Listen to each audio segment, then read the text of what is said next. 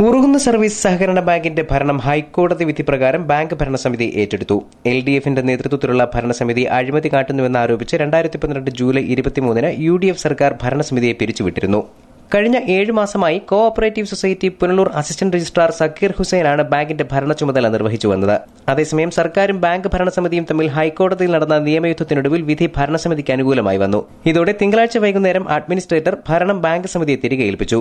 തങ്ങൾ ബാങ്കിൽ നടത്തിവന്ന സുതാര്യമായ പ്രവർത്തനങ്ങളെ അധികാരമുപയോഗിച്ച് സർക്കാർ തകർക്കാൻ ശ്രമിക്കുകയായിരുന്നുവെന്ന് സർവീസ് സഹകരണ ബാങ്ക് പ്രസിഡന്റ് M. ഡാനിയൽ പറഞ്ഞു.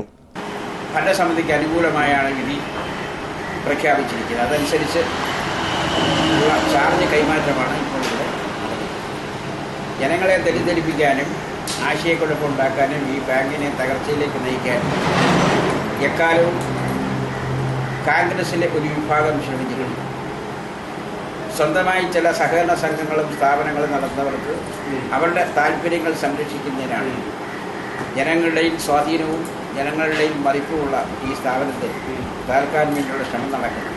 എന്നാൽ ജനങ്ങൾ ഒറ്റക്കെട്ടായി നിന്ന് ഇത്തരം നിശ്ചിത ശ്രമങ്ങളെ എതിർത്ത് തോൽപ്പിച്ചു കളയും എന്നാണ് ഞങ്ങൾ വിശ്വസിക്കുന്നത്. ഞങ്ങളുടെ ഭരണസമിതി വീണ്ടും ചുമതലയേറ്റിരിക്കുകയാണ്.